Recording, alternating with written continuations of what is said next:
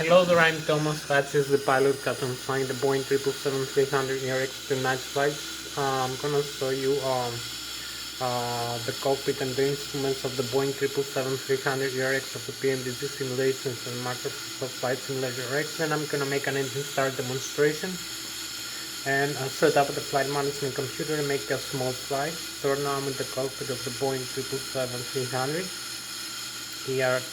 airplane. So I'm gonna start with the primary flight display. The displays the airspeed. The airspeed selected, the target airspeed selected from the autopilot and flight director system panel. The barometric altitude above the sea level. The altitude selected from the autopilot and flight director system panel. Um, Also, we have the barometric pressure settings from the SS panel. We have the radio altitude above the ground level. We have the magnetic heading or track, and also the magnetic North Pole and true North Pole variation. I'm gonna show you later. The system that displays all this information, this data is the ADIR, the Data Inertial Reference Unit, located in the overhead panel of the aircraft. So in the primary flight display, we also have the ground speed, we have the Mach speed, we have the angle of attack of the aircraft, we have the flight director and the autopilot crossbars and the wireless localizer crossbars. And for flight guidance, using the attitude indicator, the pitch lander in degrees and the bank angle limit in degrees also, and the flight mode annunciator that displays the autopilot modes and the autothrottle and the autopilot later on the vertical navigation mode. So whatever information and data I'm gonna show you for the primary flight display, I'm gonna show you from the navigation display. The navigation display displays the terrain map data with the GPS reference position, the inertial GPS position, the inertial coordinate, the longitude and the latitude of the aircraft. We have also the weather radar and the terrain reflections from the weather radar. We have the airports, the waypoints, the nav aids, the ADS, the magnetic and the track, the magnetic heading and the track heading. We have the wind component, the wind direction, and the wind airspeed, and also the ground speed of the aircraft. And the next waypoint we're gonna fly in the route we're gonna be create using the flight management computer of the Boeing 777-300 ERX. So the navigation display shows you the terrain level around the aircraft, and also displays other aircraft that fly around our aircraft, and we have the range in ring, the range of the terrain map. We have also display of sea, of lakes and rivers. I'm gonna show you that also. So we have the transporter for the TICA system, the traffic collision alert system, that sends out position, direction and altitude to other aircraft and receives from other aircraft, and also the air traffic control tower, the DSP and DSC transporter. So we have also the autopilot and flight director system panel. We have, I'm gonna show you, we have the airspeed select node. We have the autopilot engage and disengage switches, the auto throttle left and auto throttle right engage and disengage switches, the flight director on and off switch. We have with the airspeed select node, we have the glide continuous hold switch, the auto throttle hold switch, and the flight level hold switch for various modes of the auto throttle system. And also we have the LNAV and the VNAV, the lateral navigation and the vertical navigation of the autopilot and flight director system panel using the flight management computer inputs. So we create a route using the flight management computer. That is also displayed in the navigation display as a magenta line that has intersection waypoints and departure airport and arrival airport. Maybe waypoints, the runway we use for takeoff and arrival, the other localizer. So we also have in the autopilot and flight director system panel the heading select node, the bank angle limit select node, the heading hold switch, the vertical rate of climb and descent of the aircraft switch, flyer and switch, and also this can be changed in either flight path angle in degrees or in vertical rate of flight in thousands of feet per minute, times hundreds and thousands of feet per minute. And also we have the altitude hold switch and the altitude select node, and also the approach localizer, the Ilsloc switch for the wireless localizer, and also the approach switch for the automan function of the autopilot. So we can start see the systems, and then I'm gonna show you this is the primary flight display, the navigation display, the autopilot flight director system panel. So we also have the upper and the lower ACAS, the flight management computers, the flight control system over here, the control column and wheel, the yoke of the Boeing 777-300 airplane, the thrust levers here. So I'll show you that also. So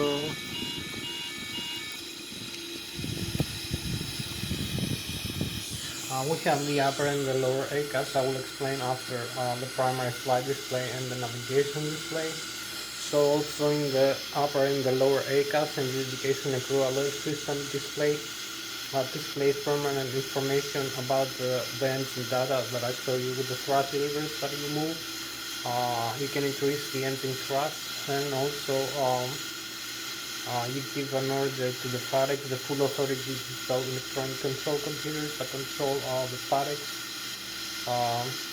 dual channel FAREX installed by unit engine, turbofan turbo engines that control all the engine controls, monitors, and displays all the engine data that you see in the upper and the lower ACAS, and also optimizes the flight performance, the fuel consumption. So I'm gonna show you a little bit about this. So you can see here we have the primary flight display. So we have the airspeed display, the minimum airspeed display, and also the barometric altitude above the sea level. So you can see the flight director or the crossbars here with the pitch ladder in degrees, 2.5 degrees sticks, 2.5, 5, 7.5, 10 degrees, 12.5 degrees. So we have the bank angle also, the radio altitude above the ground level, magnetic and true shedding, the track. So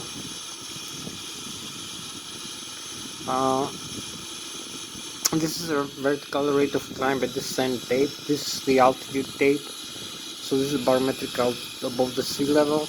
You use this barometric pressure setting in inches of mercury, 39.92 inches, or you can change into hectopascal here using this panel instrument. So now you can change to hectopascal, or use the standard, or change this setting, the bar setting. So we have it in standard, so it's 1013 hectopascal. So it displays the same barometric altitude above the sea level. So we change back to the inches. So we have the airspeed selected over here, displayed with purple from the autopilot and flight director system panel. We have the altitude selected from the autopilot and flight director system panel. We have the flight director and autopilot here. I'm going to show you the command bars and the modes, and also we have the angle of attack of the aircraft. So we have the ground speed is 0 right now. So this is the flight mode associated with the autopilot and the flight director and the auto throttle commands here. So it gives you 200, 360 and 10,000. Same like here, 200, 10,000 feet above the ground level, and 360 here in the heading. Select. So I'm going to select different values and maybe press some buttons to see what happens. So this is the autopilot engage and disengage here, the flight director on and off, the auto throttle arm and disarm. You can also disarm the auto throttle using these switches over here. the thrust levers by pressing them. You can also use the takeoff go around here switch. So we have the LNAV and the VNAV. We have the airspeed selected here. So we'll select a setting for takeoff and use some functions like maybe the flight level change, and see it's gonna set an airspeed for takeoff, V1 for takeoff. Maybe select a different altitude, higher altitude over here. You can see this is also depressible. So we select that, it will select the flight level change, but we can set these two simultaneously, the flight level change and the heading. So we'll select the heading of the runway we're gonna use for takeoff. So we can just select this like that. This is the bank angle limit here. So you can see how this works. The VNAV, the LNAV, and also the hold for the altitude here, the vertical speed, the flight director, the Vorlog here, Vorlog, the autopilot, the approach actually for the autopilot. So now we have this flight director, flight level, change speed, and heading hold with these values 225 to 5000. So we can change this to other values like hundreds, and maybe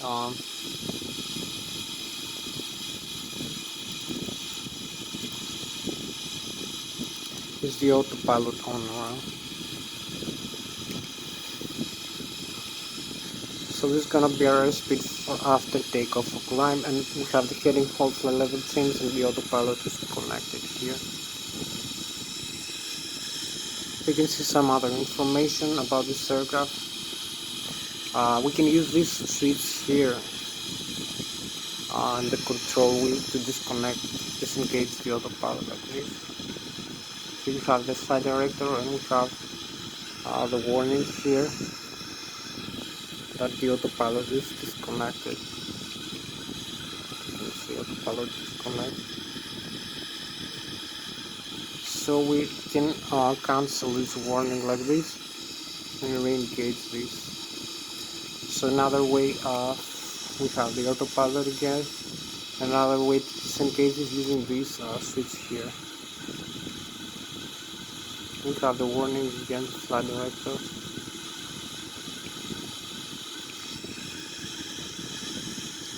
And the autopilot disconnect.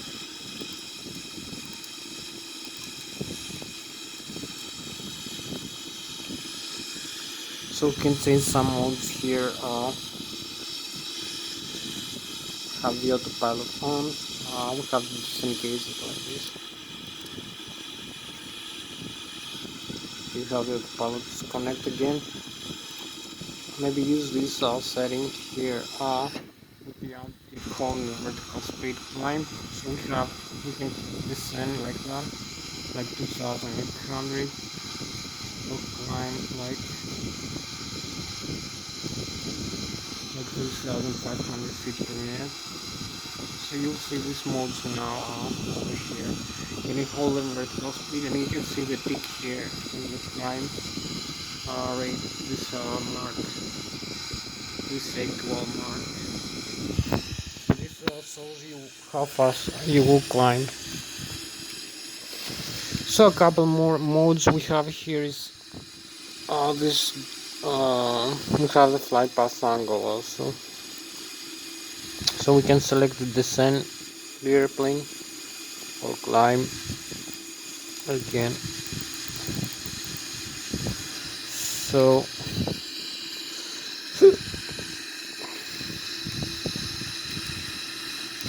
now we have the flight path angle, and we have a different setting here, some markings here in the flight director.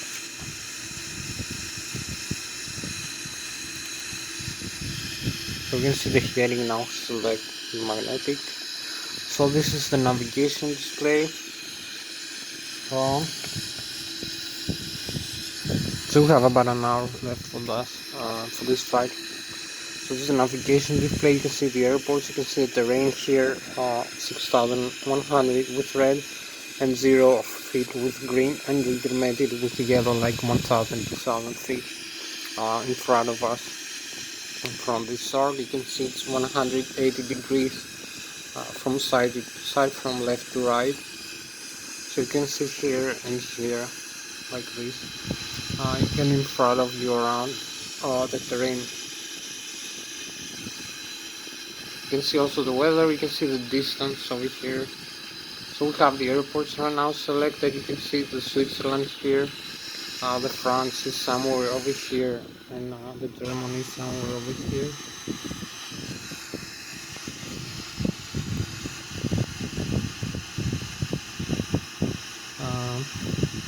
So we will create the route. You can see other aircraft flying around us. You can see this diamond is plus 2,600 feet above us. You can see where it's moving. Plus 26 is plus 2,600 feet. One airplane that's 2 miles away. So I will show you now a few more things about this cockpit. I will show you maybe thrust levers. Have a nice view here.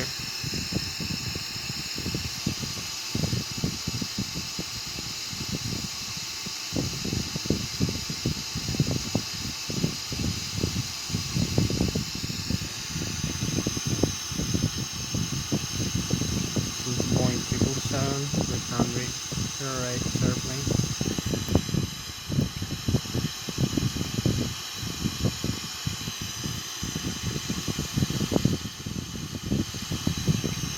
So I'm gonna show you inside.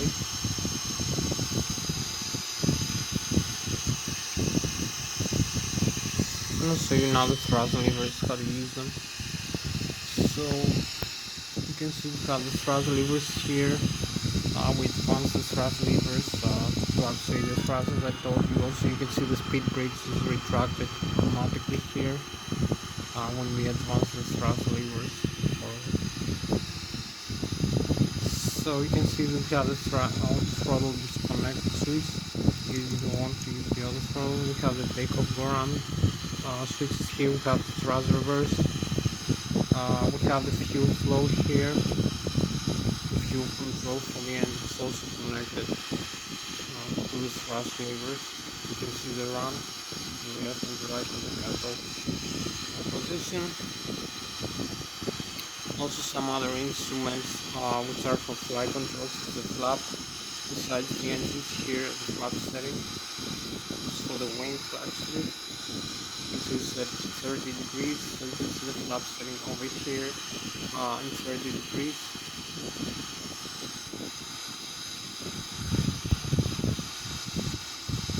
So you can see some information here in the old upper ACAS, the engine controller system displays.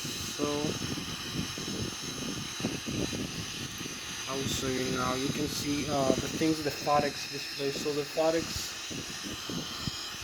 we use the thrust from the engines to move the aircraft forward. We use the thrust from the engines to move the aircraft forward and make it flyable. So for this aircraft, the Boeing 777-300 right now we have 254,000 kilograms of weight, or about 520,000 pounds.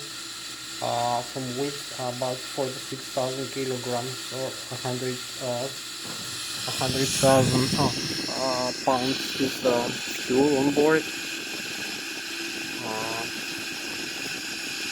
So you have to change that. So also we have about 30,000 kilograms of passengers and cargo, and also for this aircraft with this weight 254,000 kilograms. I can set this now actually.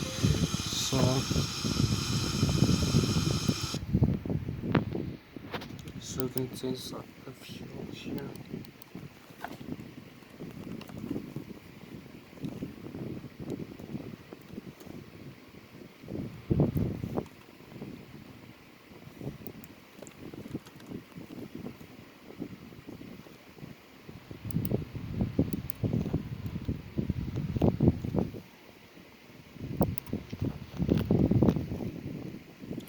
so we have 30% of fuel, since the payload also.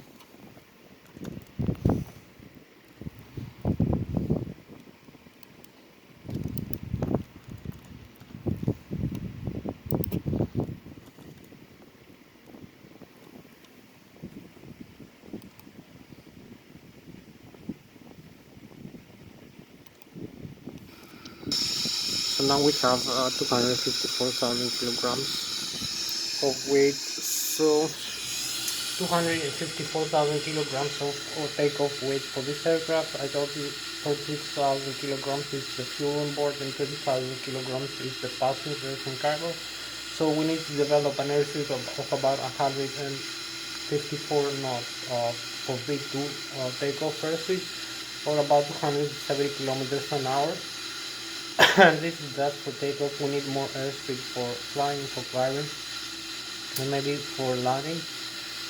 We need a little bit higher airspeed, like 160 knots higher. So we're gonna use flat 15 setting, 15 degrees, and also 4 degrees of pitch up, nose pitch up, horizontal tail stabilizer. I'm gonna show you also this system.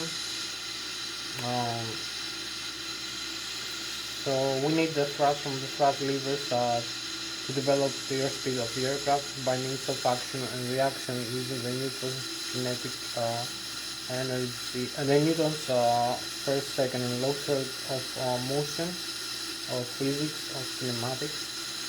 So the aircraft moves forward by means of action and reaction by propulsion of the expanded hot gases from the exhaust of the turbofan engine.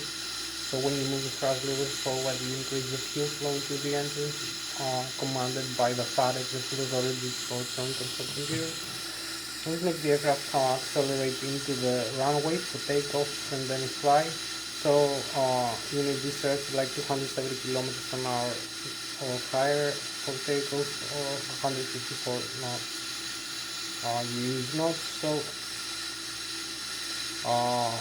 you have to overcome the stall speed of the aircraft. The stall speed of the aircraft is the speed that the airfoil, the wings of the aircraft cannot develop the lift force necessary for make the aircraft flyable. So you can see here we have the thrust levers.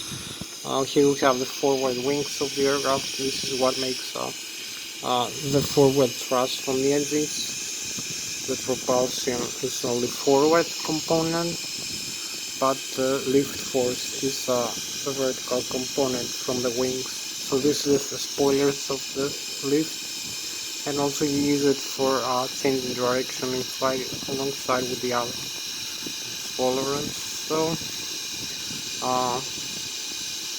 I'm gonna show you now a little bit from the engine, and then talk to you about this component. So you advance the thrust levers forward, you will see some indications here. So we have the N1, which is the low speed, low pressure compressor stage of the engine, the turbofan engine, controlled and displayed by the FAREC. The limits also controlled and displayed by the FAREC.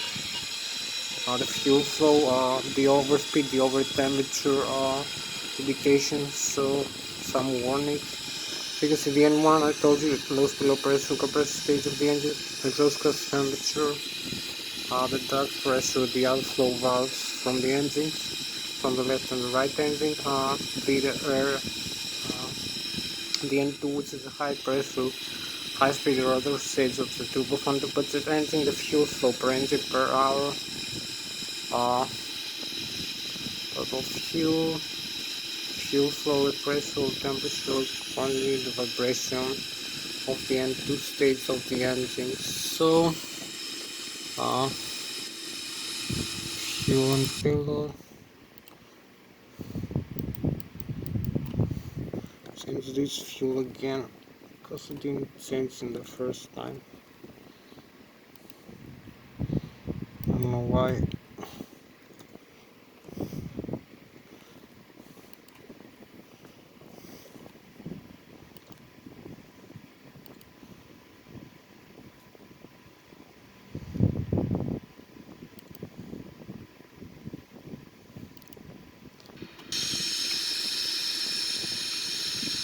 probably I need to use this to change the fuel, so I'm gonna use this setting here.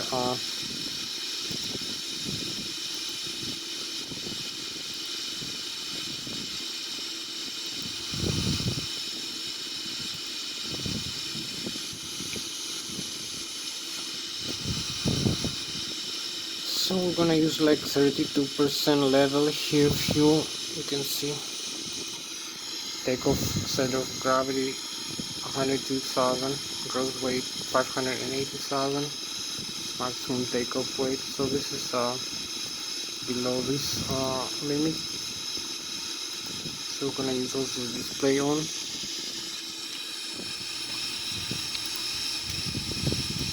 So I explain you, we have here is the N1, which is the lowest below pressure compressor stage of the turbofan turbojet engine. We have the exhaust gas temperature and the limits. We have the duct pressure, the outflow valve duct pressure. We have the N2, which is high speed, high pressure compressor stage of the turbofan turbojet engine, the fuel flow per inch per hour, the oil pressure, oil temperature, oil quantity, and the vibration of the N2 stage of the engine. So you actuate the thrust by moving the thrust lever forward and up. You make the aircraft accelerate and take off. So you also need a couple more things. You need the flight controls also. So you can see here we have the flight controls. We have this switch here. You can pitch up and pitch down the nose of the aircraft, the horizontal stabilizer. So you have the pitch stream here. The pitch stream position, the nose up and nose down, the cutout trim switches here for the horizontal stabilizer, electric trim for the CNR hydraulics. So this is the cutout switch for the autopilot and the auto thrust. So this is the normal, the alternate, and this is the cutout in case you have a failure in the hydraulics system and the horizontal tail is not moving correctly, so you have to disconnect the autopilot and auto throttle command. So you have also the radio communication panel, the fire extinguishers for the left and the right engine, the flap setting I told you, and the transporter here with the TCAS system. You can see the TCAS switch over here. We have the weather radar here and the terrain reflections, and here's the rudder trim and the aileron trim of the aircraft. You can see the aileron trim switch and the rudder. So this is a flight control system. Uses this yoke, the aileron trim, the rudder trim, and also the rudder pedals, as you can see, for the vertical stabilizer, the rudder of the aircraft. So we have also overhead panel with the electrical, the hydraulic system, the Adiru that I told you, the flight control interiors, the fuel system, the engine start, and electronic engine control, the cabin pressurization, and the bleed air system. I'm gonna explain it so you later.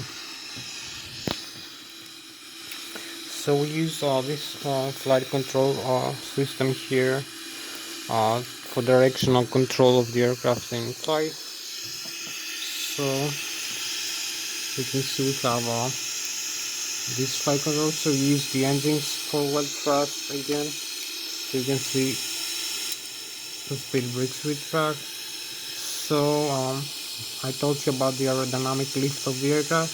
The center of the aerodynamic lift is about here, 35% of the mean aerodynamic chord of the forward wings.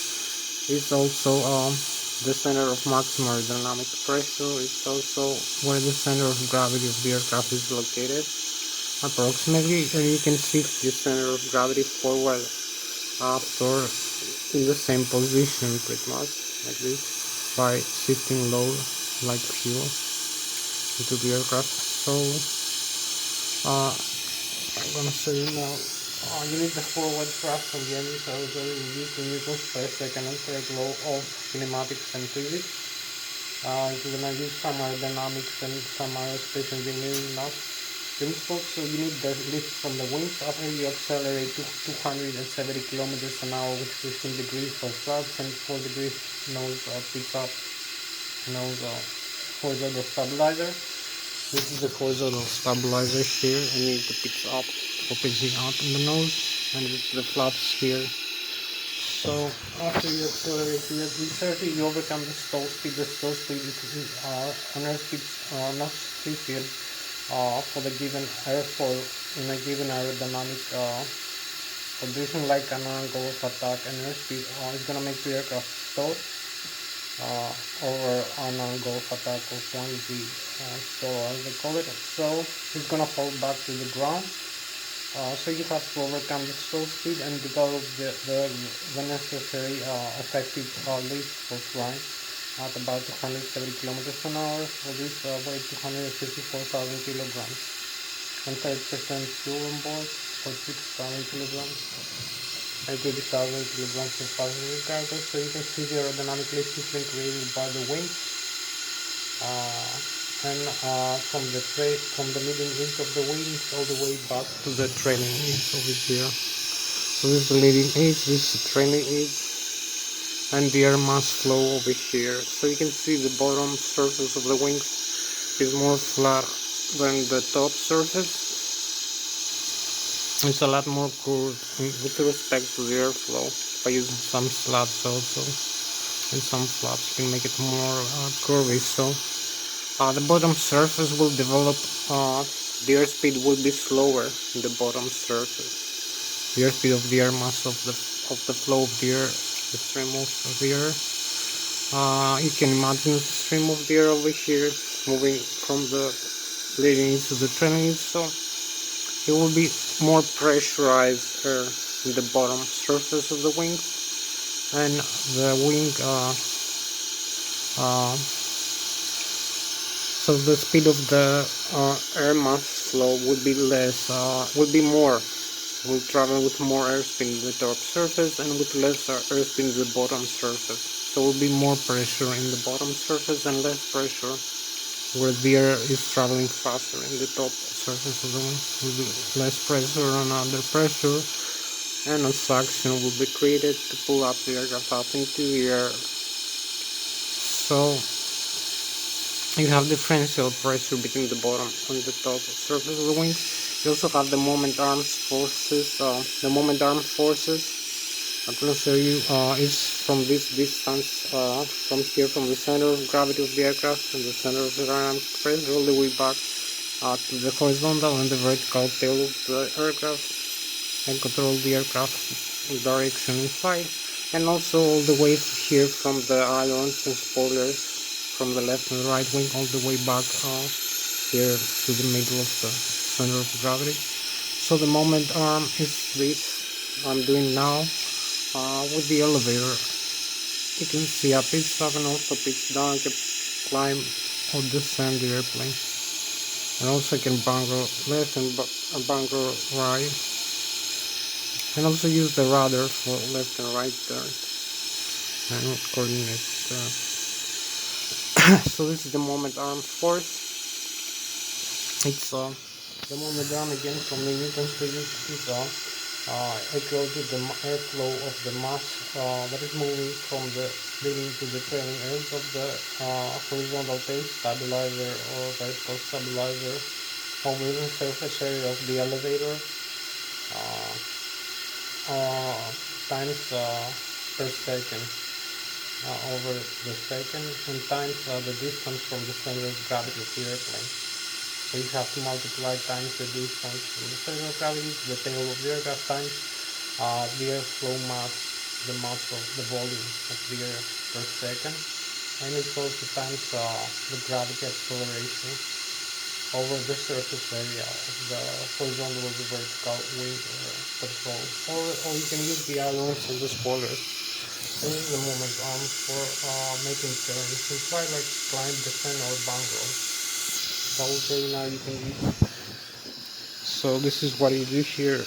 The moment arm is controlling this. With the side stick you make the moment arm in the tail that I explain you to climbing like this, or descend, and also bunker left and bunker right, and turn the rudder pedals.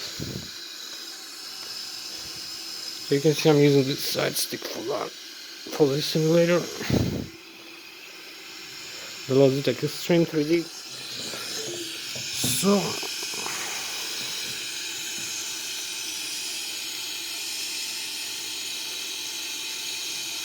So you can see I'm having the control the aircraft like that by moving the thrust levers forward to accelerate into a flyable speed above the stall speed, and having an effective flight control for flying effective flight control. So you can see again one more time, maybe with a better close up, you can see the computer screen. But this movement is also moving the flight controls here.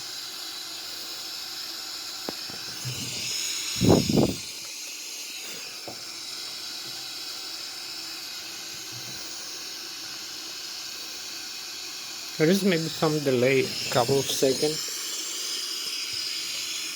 because of the hydraulic system or other factors. So it takes a little bit, like a second, for the surface move. So you can see here inside the cockpit also the same thing, the same principle. You can see I'm using the control column and yoke of the Boeing 777 airplane. So we have like yeah. So I'm gonna show you this, and then I make an engine start demonstration. So you can see I'm using again this control column and control yoke, and control wheel, and the rudder pedal inside the cockpit of the Boeing 777. So you can see here the same principle. You can see I can pitch up, pitch down, bank roll left and bank roll right, and also use coordinated turn with the rudder pedal. And I see this using this side stick here, and I'm turning down. Pitch up, pitch down, bank roll left, bank roll right, rudder pedals, stabilizer trim. So you can see the proportional movement of the side stick and the control or yoke over here of the Boeing airplane.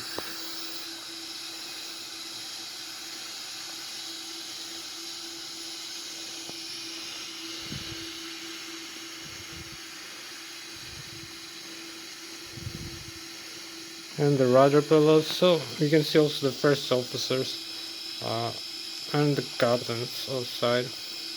Also, so this is so much for the flight controls. Now I'm gonna show you the overhead panel, the electrical, the hydraulics, and the air system and the fuel system, and some displays like the multifunction display, the flight management computer, make the engine start demonstration.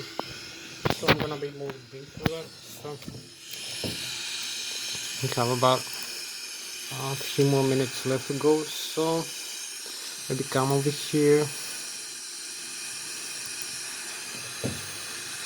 So we have another nice view over here of the cockpit, a bigger view maybe.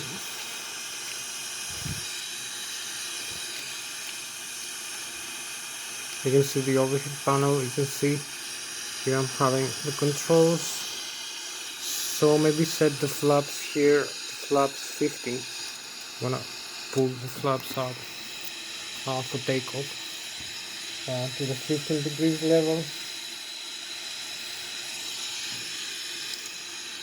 So you can see the 15 degrees over here. You can see also here in the display the flaps are moving up to the 15 degrees. You can see the landing gear is down.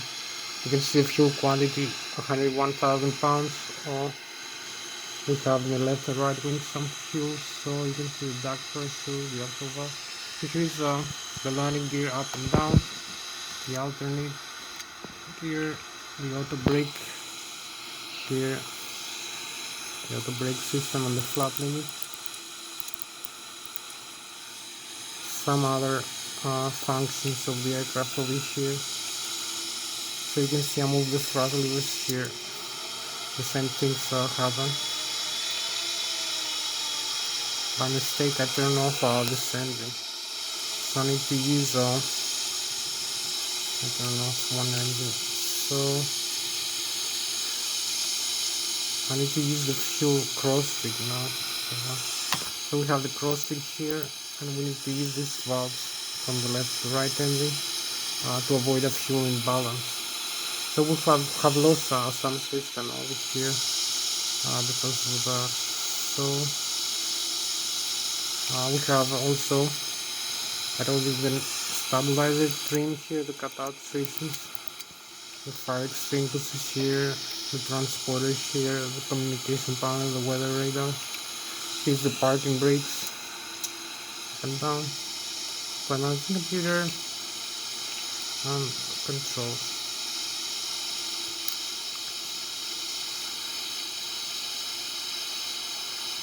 So the airspeed, the heading, the angle, and the altitude. So I'm gonna show you now the overhead panel, which have like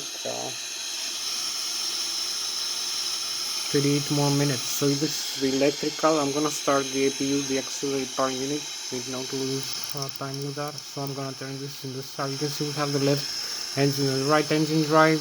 The right engine drive now is off because I turned off the engine, the right wing engine. So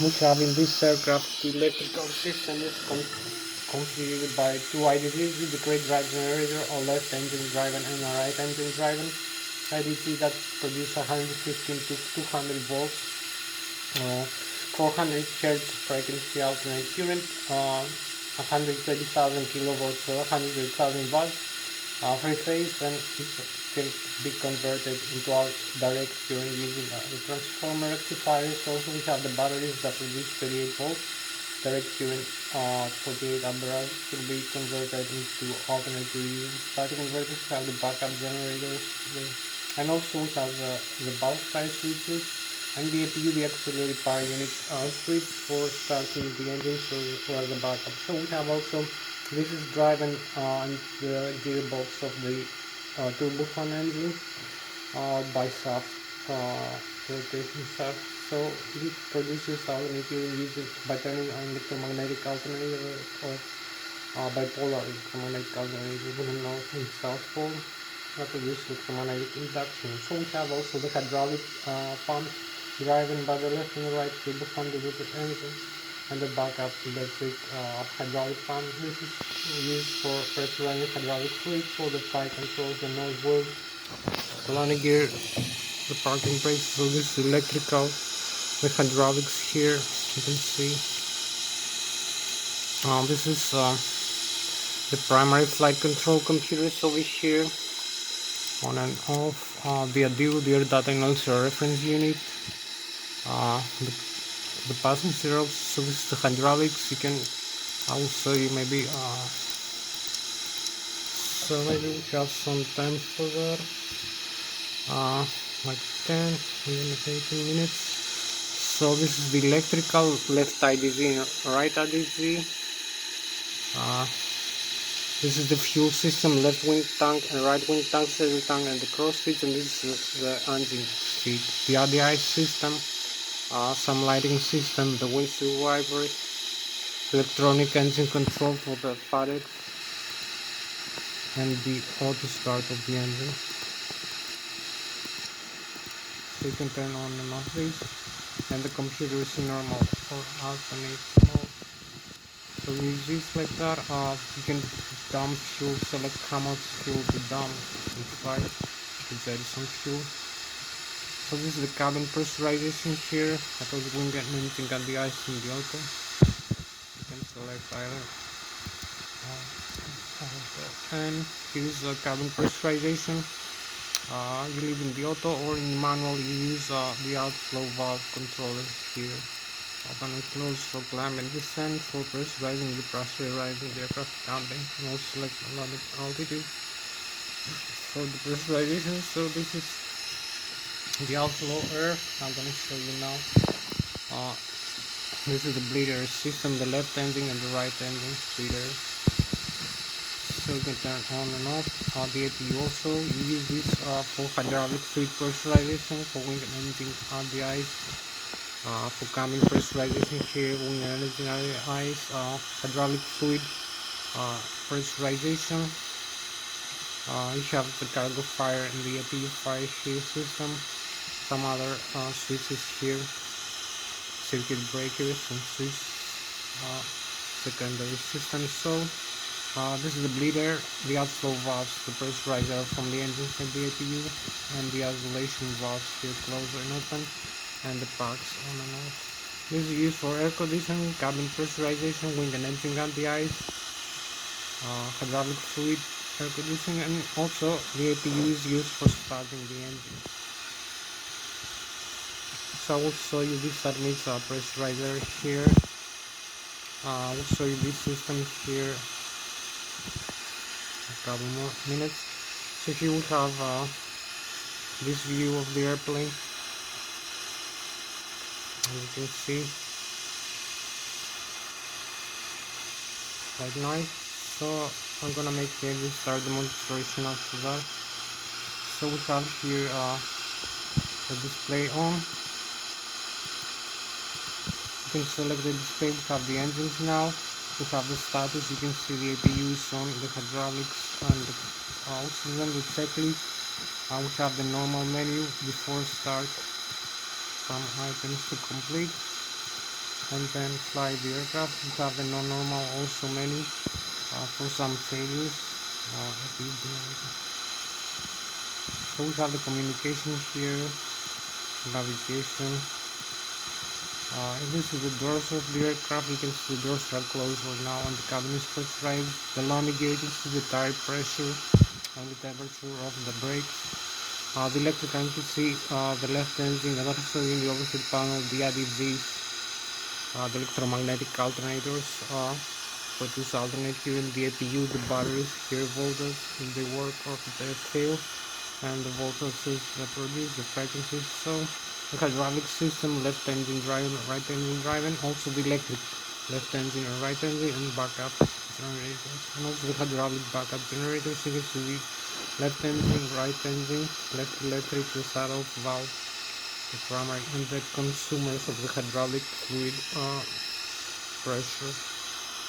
You can see we have 3000 psi. The fuel here system, the fuel more left wing, right wing.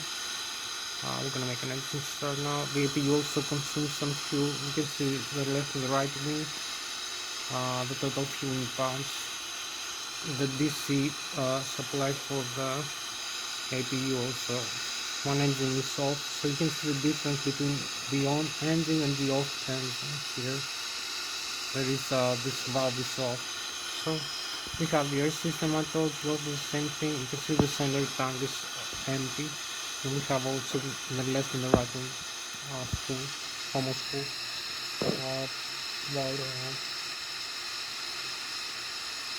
No, less than full. It's actually 51,000 pounds each one. So we have the left and the right wing engines, the bleeder, the APU, the isolation valve, the duct pressure. You can see the levels here, the temperature. So this the APU will use this for starting the engine. This pressurizer into the engine starter, and the reverse, the engine pressurizer for cabin pressurization, the engine and the ice. Like this is fast from the engine. Also you may see the duct pressure increases. The hydraulic also, the C1 and C2 here feed from the engine. So this is the pressurizer from the outflow. So one more last step. This is the flight controls that I saw you before. You can see the speed brakes extend. So you can see the position of the flight controls. They're normal, the stabilizer trim, the horizontal and vertical tilt here. You can see I move this here, all the rudder pedals. Everything is working normally. Also the other side, you will see the movement here. On this control, you can see the tail is working, the vertical and horizontal tail, and how much far away they can move. Also the left wing, the right wing. So I will explain maybe later the stabilizer thing. So we'll go now to start the engine. Over here. So we have like a few more minutes left to go for this flight. So go over here in the virtual cockpit. I'm gonna set up both engines now. So I'm gonna leave both engines. Use the messages here, the reconfiguration.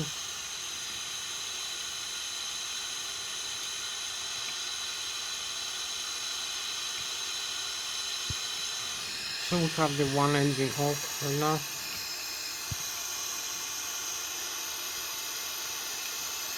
The other side is still working, but it's slowly going down.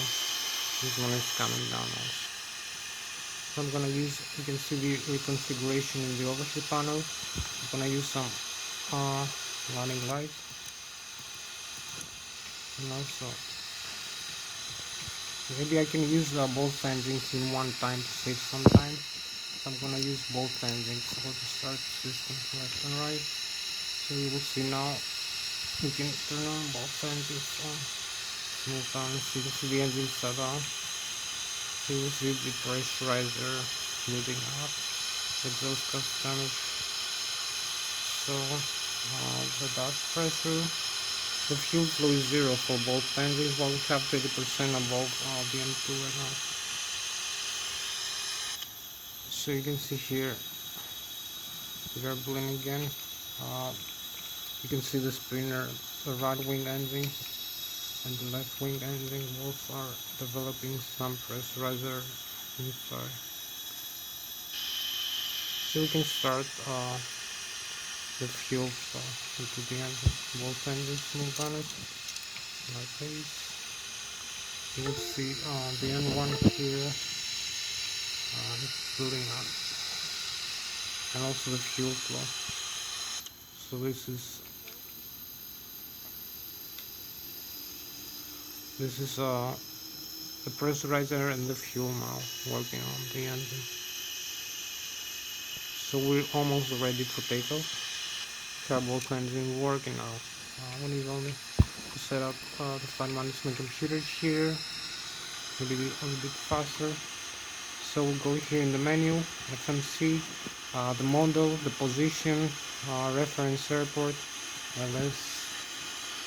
This is the computer for flying the aircraft, for creating the route. So you can set the inertial position, these coordinates here. So the fuel, 0 fuel, gross weight fuel on board, and the reserve fuel over here, 5%. Cruising altitude and cost index of 100%. You can change this altitude to 5,000.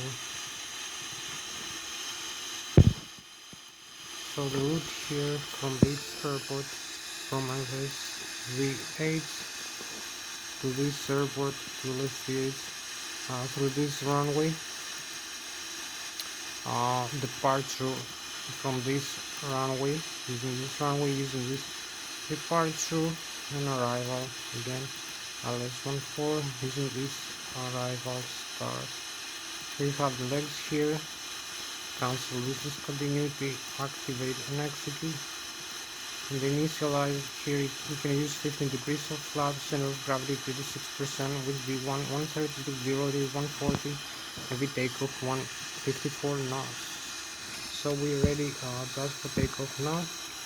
You can see the modes are changed, so we can now set for takeoff the aircraft. So I'm Hatsios, the pilot. Hatsios, the pilot, cabin find the Boeing 777 here. Alright, so I'm gonna start now. I'm gonna start for takeoff into the runway, takeoff all the aircraft inside. So I'm gonna start now. You can see here is the parking brakes. So we're gonna use the pillars here for steering the airplane.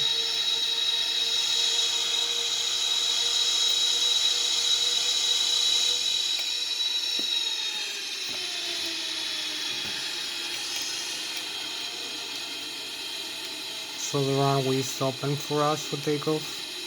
All the parameters and data are set. For the takeoff, only align with the center line here, or the Lszh localizer. You can see the Lszh localizer. They are almost aligned with the center line. with the rudder pedal. So there's an upside view here. You can see where we are.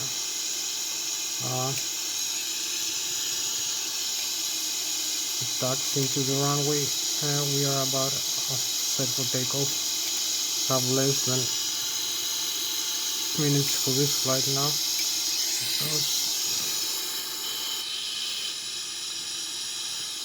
You can see all the indications are normal here for the takeoff. All the modes we can set this. You will see the flight plan here also by making a shorter range.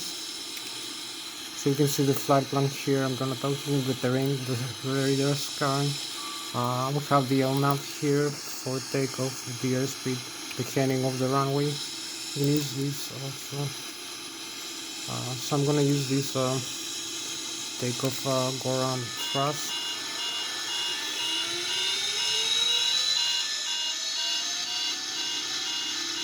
So we stabilize the thrust over here, the M2 also. So disarm the parking brakes and go.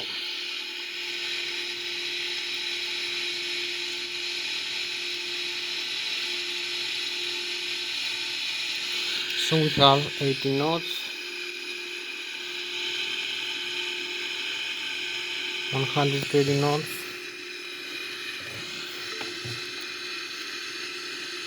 we have V1, we rotate, so pitch up a little bit, and here we go, take off. So we have positive rate of climb now. So you can see we're climbing, retract the landing gear here. We have the thrust from the engines, the modes from the autopilot. So this is the positive rate of climb. We're just 1,400 feet above the ground level, but 3,300, 400 feet. So 2,000 feet above the ground, 3,900 above the sea level. So this is the rate of climb now, this middle. This is the stall speed warning down here. This is the flat limit. So pitch up a little bit down. This is the terrain in front of us and the position of the aircraft. So now we have a positive climb. Keep climbing.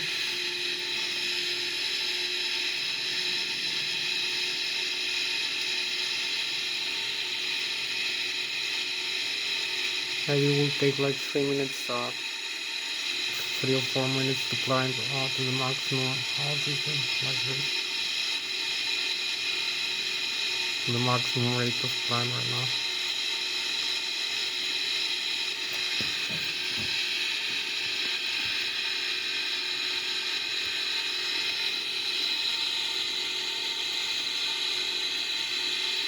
Sit down a little bit.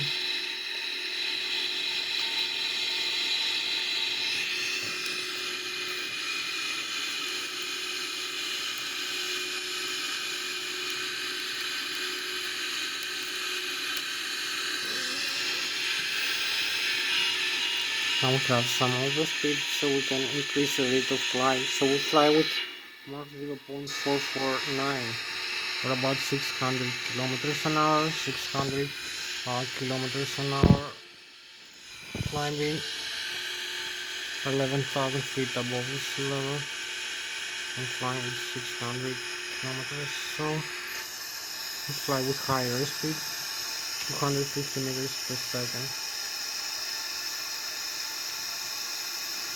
Making a steep glide. There's 3,000 meters above. No, actually we're higher. We're 4,500 meters above the sea level. So we can see the start sign now. We're here. So this is our spacecraft for tonight, the Boeing 227. Hope you like the start sign. And you like this nice view of the Boeing airplane, this beautiful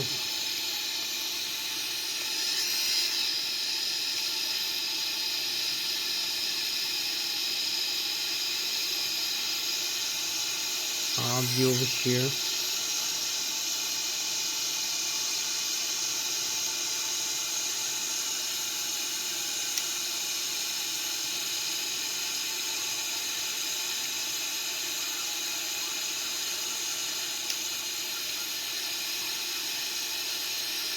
We have a beautiful view here, the engines and the night sky.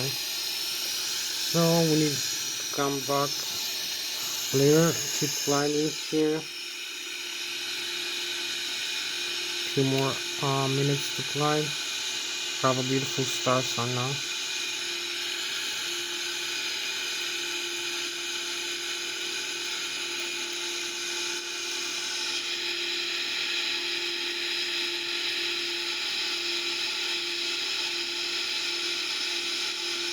Climbing star altitude 1000 feet. We need like 2 more minutes to climb to the maximum altitude. So we have 11 minutes to go. This is night view again. This is orbital region spacecraft for the night, flying with 600 kilometers an hour or about 250 meters per second. So we find dirt and switch one. You can see the German in front of us. I'm gonna show you later. Keep climbing up. So this is stall speed warning.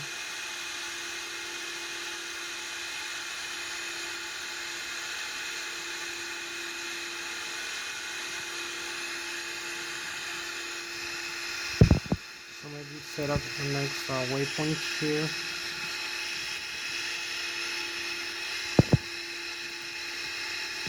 So I'm gonna select this waypoint for direct to, and also maybe the landing reference for later.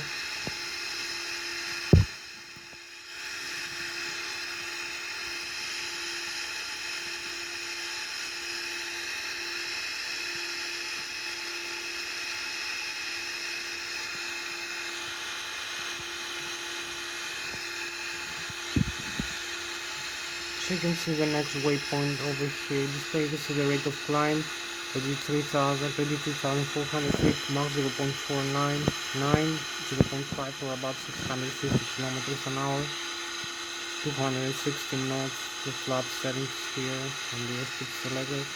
So we crossed 33,000 feet. Now we have the chemtrails over here. The chemtrails just start.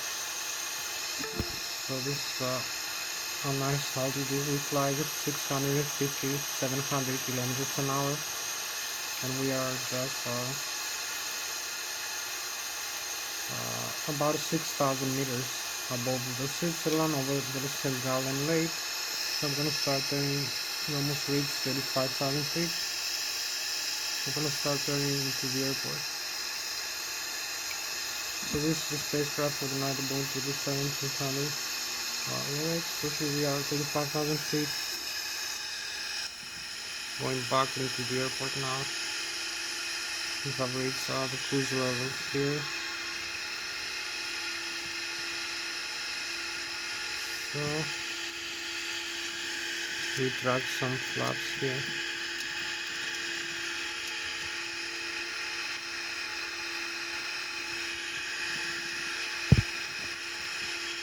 And also maybe use the simulation acceleration because we have not much time.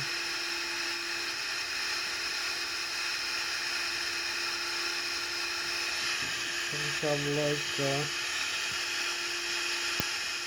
8 more minutes left for this flight.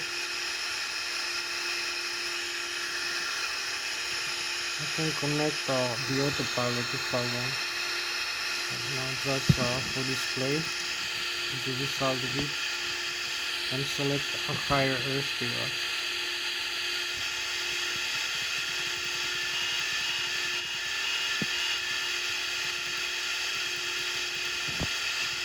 So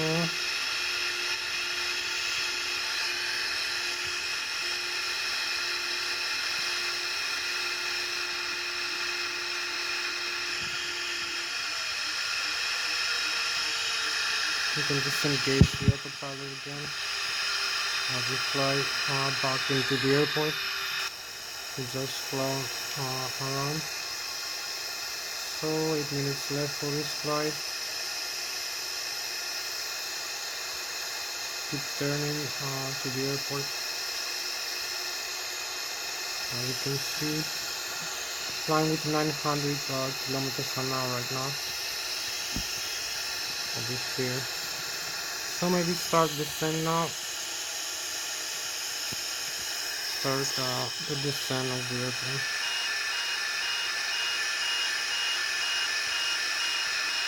Into the airport. So we have overspeed. Gonna use the speed brakes. And decrease the airspeed a lot.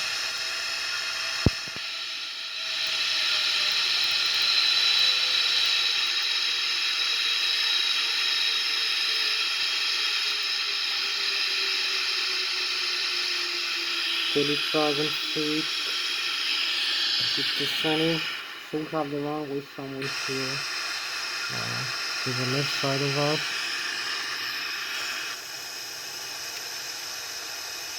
Eight more minutes left to go.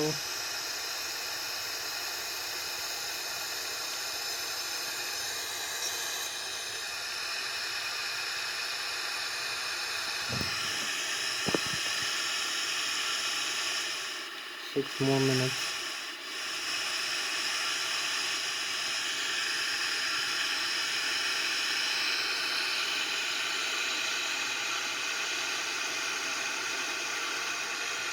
So use the approach localizer here.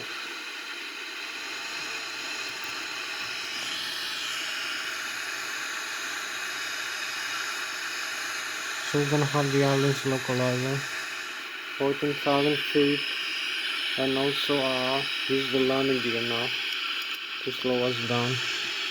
We're gonna extend the landing gear so you can see the settings inside the cockpit. That's the landing. So we're going to the next waypoint here. Lszh 114. It's only 4.4 nautical miles. We are set for landing now. Somewhere over here.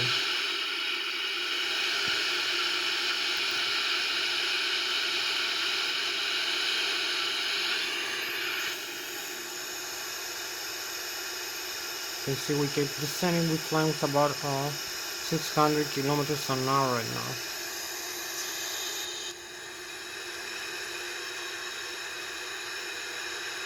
So we have the river in this side. Also use some flaps here. And we have the auto throttle here and reduce the airspeed for landing airspeed. So this is the river. Flying over the river. Crab light. 4 more minutes left for this flight.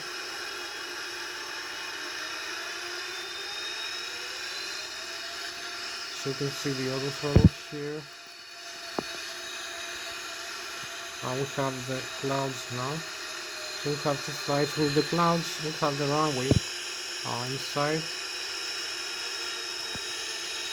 We have like 3 more minutes perhaps. We have to align now over here. So you can see where we are. We are closer into the ground now. We're flying the river.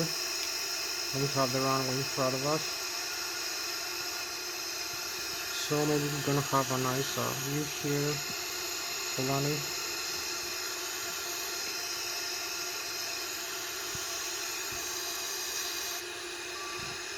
So you can see we are just aligned with the runway. We have the Lszh localizer here in the glide slope. You can see the vertical localizer, the glide slope, the horizontal localizer, the airspeed right now. This is the runway heading. The runway is in front of us, so we need to make a small turn correction to the right. We are 4,000 feet above the sea level. This is the stall speed of the aircraft. The aircraft is gonna fall. You can see the horizontal localizer. Now we are aligned with the horizontal runway component. So we use the full flaps. We're at 35 2,500 feet. Have maybe a couple more minutes.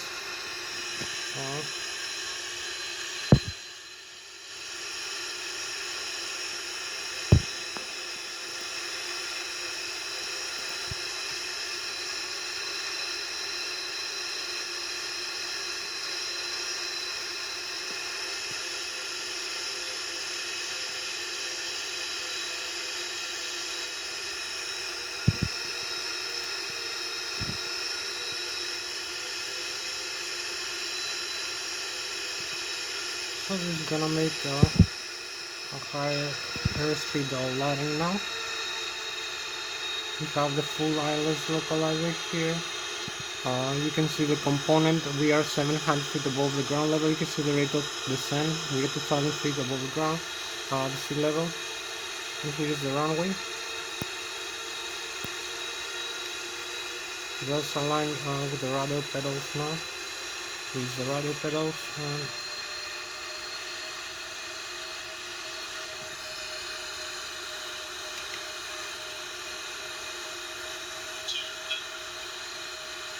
200 feet.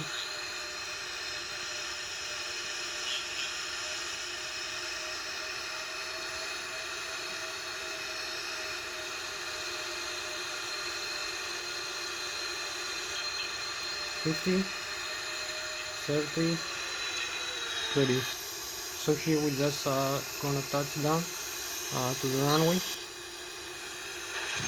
Parking brakes and reverse thrust.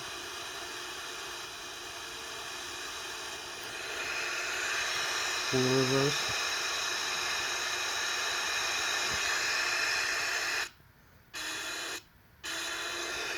So here we are.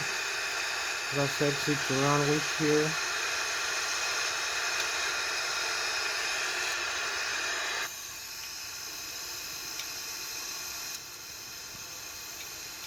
Just landed, very nice landing here. Just made it to the runway edge, but no problem for that.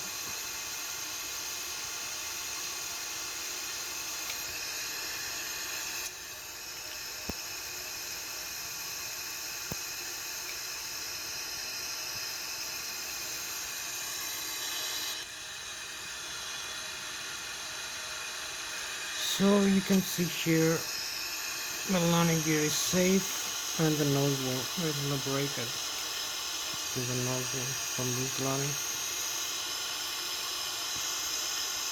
No tires blown, no landing gear still broken.